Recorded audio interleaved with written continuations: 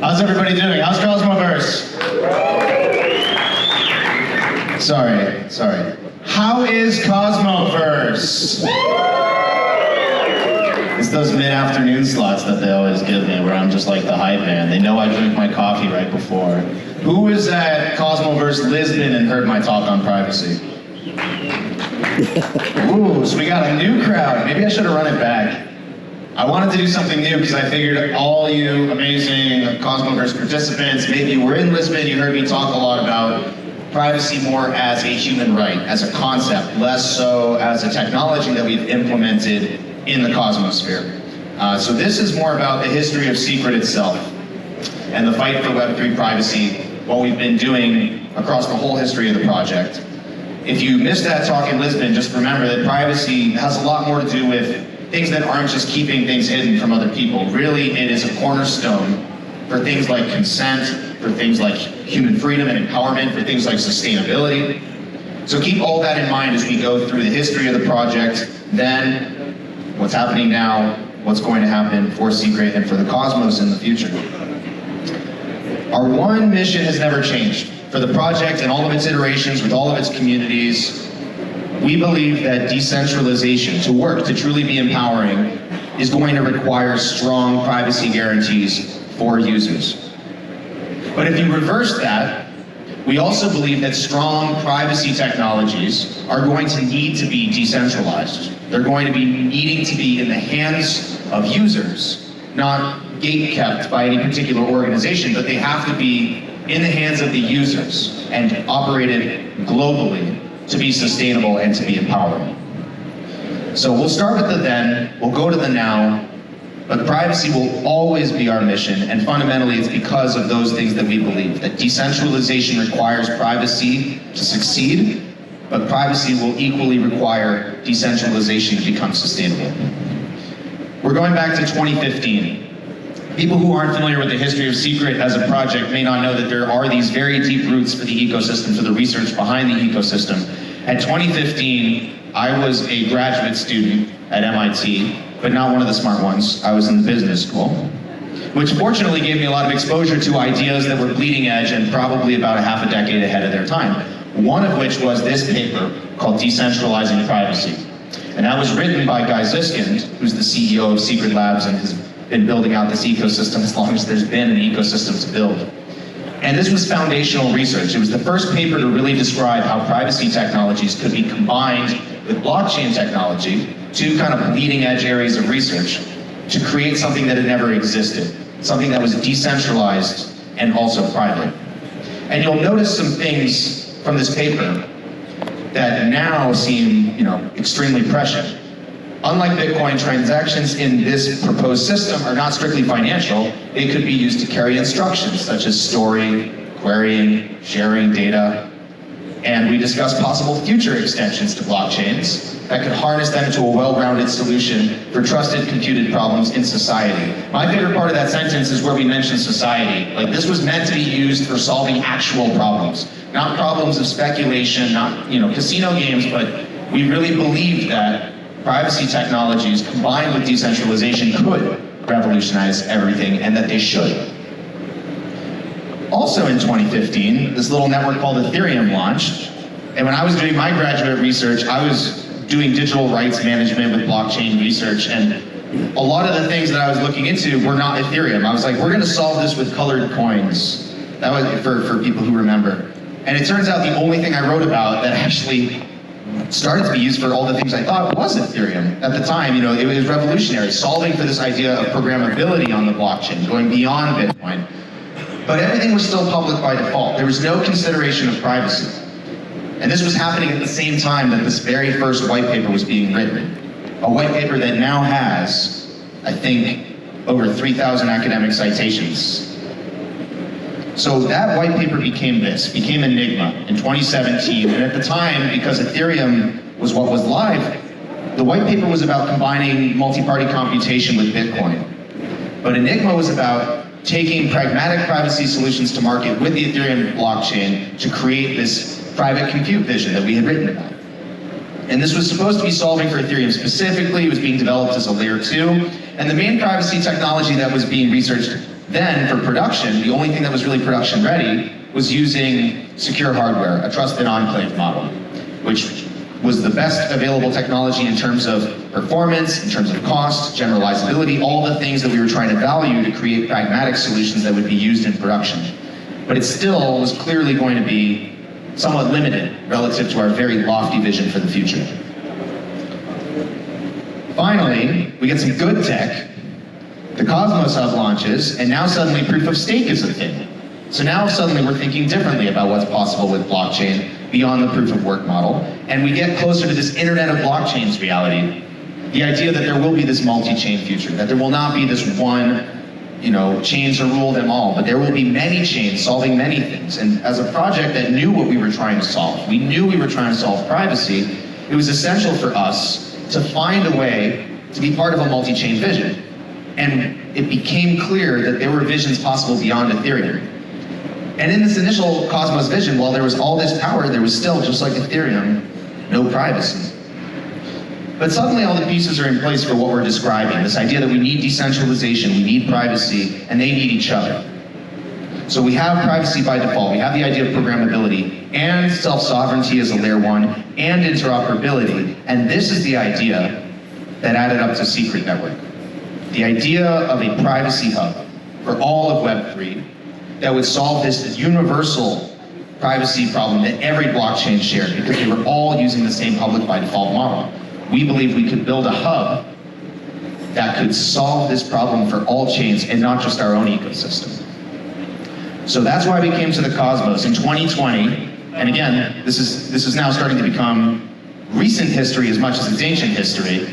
We were one of the very first chains to migrate from this Ethereum ecosystem, to commit to the Cosmos ecosystem, to commit to this vision of interoperability while maintaining self-sovereignty, because we knew that that was the path to reaching, ultimately, that big equation that I just put up, to have all of these things in one network but connecting to all others. February, we launched the mainnet. September, we got private smart contracts on mainnet, the first network to do so. And then we were also the first network to get Cosmosm smart contracts onto the mainnet, running inside this enclave. I like to say we left ETH before it was cool. We do lots of things before it's cool, sometimes way too long before it's cool. But it was still a cool thing to do, and it's a cool thing to do right now. Thank you, DYDX. Meanwhile, right? This is all the tech side. Meanwhile, this is how it's going. What was going on during this whole time? What were we talking about while we were developing this privacy stuff? What was happening in the world? Some of these may look familiar because I did put a couple of them up during my other Cosmoverse slide. You can see data privacy was a problem not just in the Web 3 world, but it was a problem in the Web 2 world. It was kind of a disaster in the Web 2 world. But most of the examples that I were using, it still didn't seem existentially bad. It was still just like, oh, my data got leaked. And that wasn't really tangible enough for people. It wasn't visceral enough for people. There's too much removal from the part where it's like data is being exploited or leaked to the part where I feel that pain point as a user, as a developer. So all these examples are obviously atrocious, but they weren't that immediately threatening for those of us who live in very developed countries in the Western world. Recently, it's gotten worse. So now, in the Western world, maybe we don't have the same assumptions anymore about the importance of privacy. We have open source developers that are being jailed indefinitely with no real further details being released. We have the ability for data to be tracked, even in the United States, as this sort of political and legislative regimes shift. Will things like abortion still be legal? Will donating to Planned Parenthood become a crime that we can be prosecuted for after the fact? There's a lot of open questions around the things we took for granted, and suddenly people start thinking a little bit differently about privacy, not just in the Web 2 world, but in the Web 3 world as well.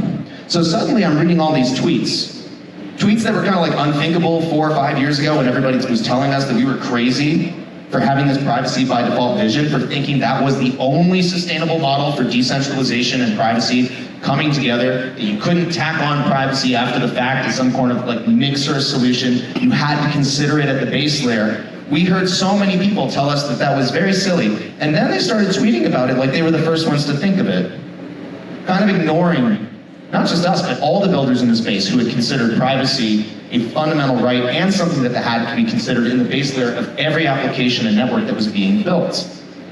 So, The long and the short of it is, regardless of when you decide to care about it, regardless of when you decide to tweet about it, privacy has been needed all along, and it's especially needed now. Not just on paper, but in production. We need pragmatic solutions that can solve problems today, that push forward privacy for the entire Web3 space, that protect us in the Web2 world, that provide a meaningful alternative for users that they can start using and understanding and evangelizing. And especially good is if this is a solution that works with the rest of the blockchain world. It's not a silo that they have to opt into, but it's something that connects to all of the other blockchains. Every blockchain that they would care about, that they're already using, there's something connected to it that helps them understand the urgency and the importance of the privacy problem.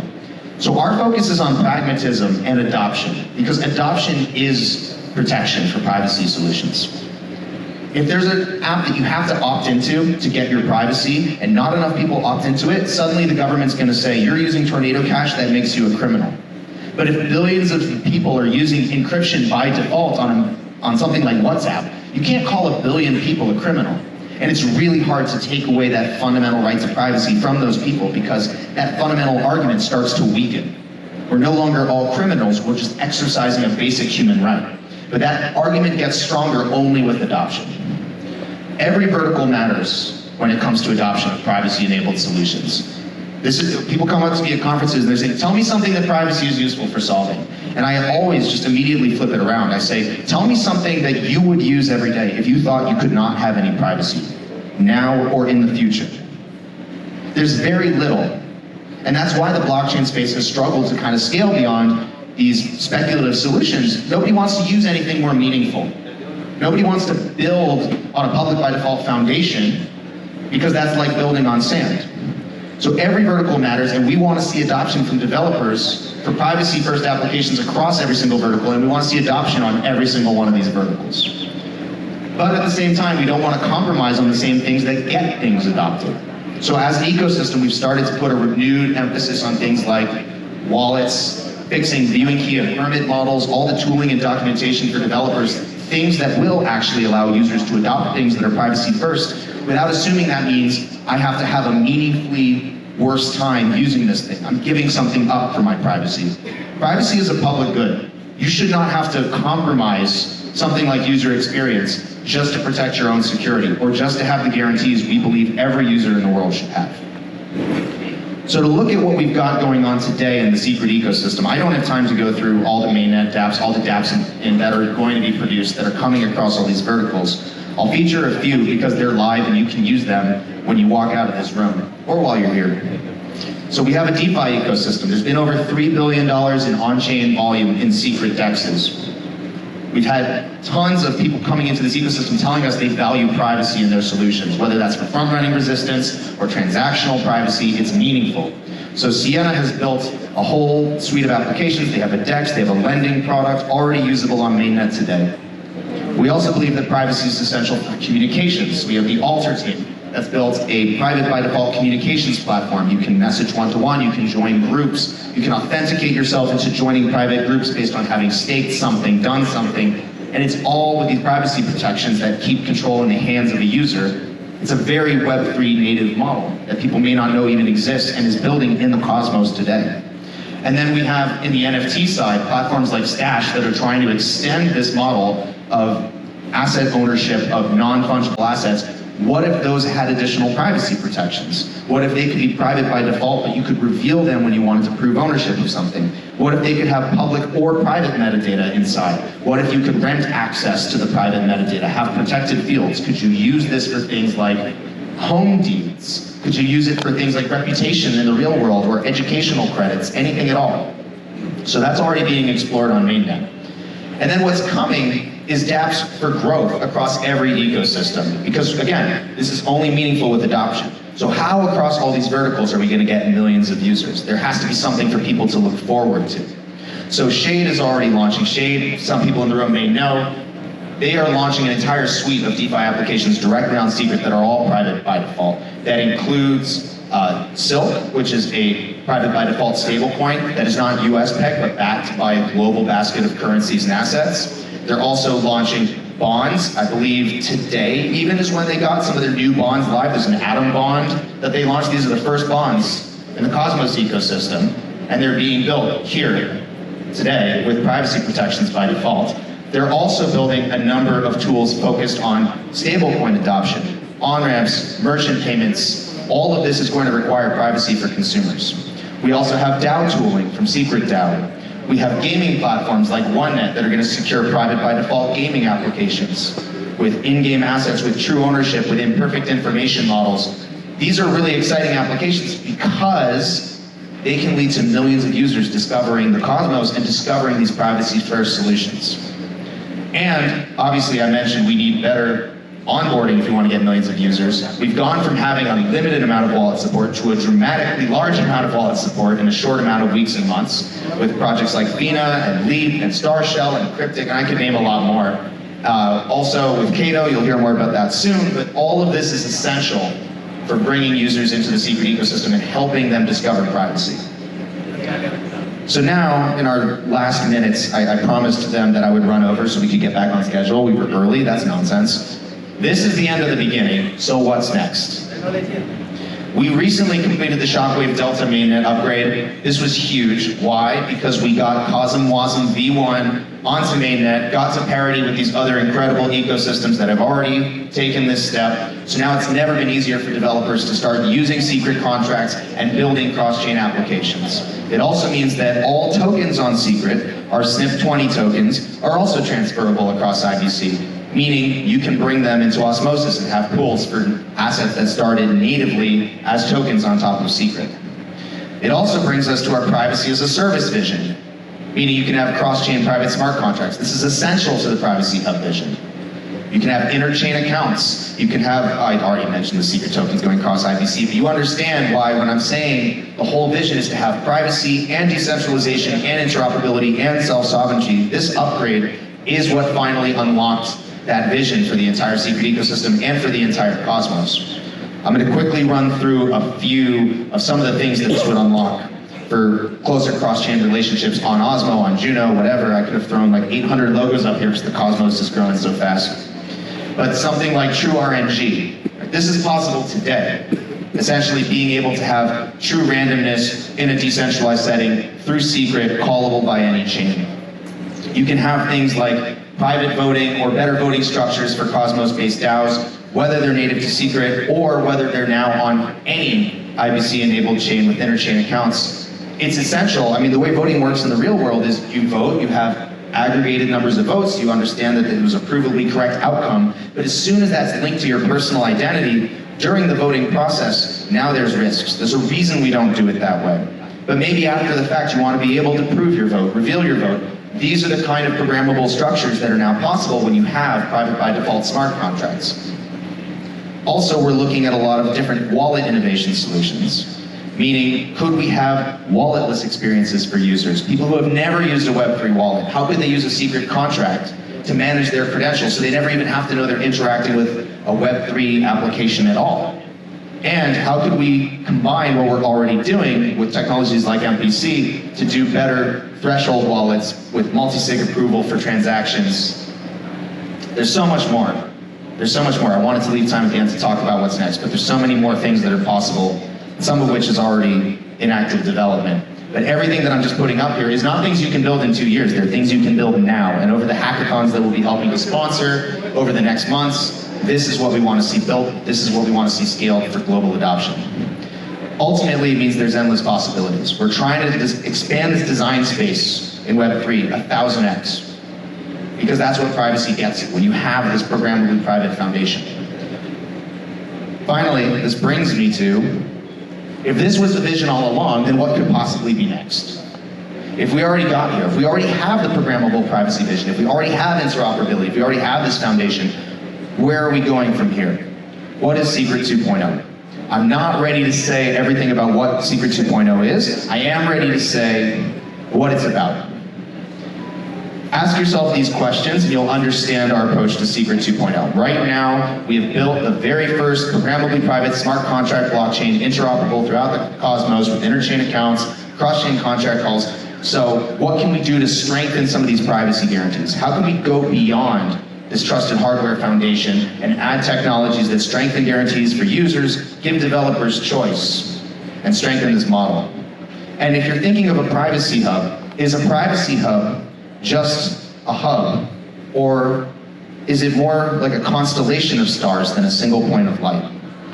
And how can we help secure not only the interchain ecosystem and every chain in it, but every chain beyond it? So these questions are already in active consideration. I will say there is something coming soon. This is a digital event. Don't feel like you gotta fly back to Colombia, but I swear I'm gonna be back here in like a month. It's beautiful. I never wanna leave. I might not because there's a hurricane coming. So, we will share details about Secret Summit. It's a digital event. Please RSVP for it because we will reveal a lot more. We will have a lot more interchain speakers. Dabs, it won't just be me yakking. It'll be everybody in the rapidly expanding secret ecosystem. If you want to get involved, build with us. We have a grants program. Incubator news is coming. Become a secret agent thanks to the 3 people who yelled in the room, but I'm sure there's 30 more. And lastly, we're looking for partners always, now that we have cross-chain contracts. We have cross-chain relationships. Those matter more than ever because we want privacy on every chain. Take a picture of this if you want to get in touch. That's my Twitter, not my Telegram. My Telegram is actually This Is Tor. It's not a secret, but I hate putting my Telegram on slides because I have 8,000 unread messages. Secret Network, scrt.network is the website. Our Discord is the chat below. That's the Twitter for the entire network at large, not me personally, but they do respond to their DMs. Thank you for listening to me about privacy. Please prioritize privacy in your own solutions. Please reach out to us if you want to build with Secret and bring privacy to the whole interchain ecosystem. And thank you to Cosmoverse.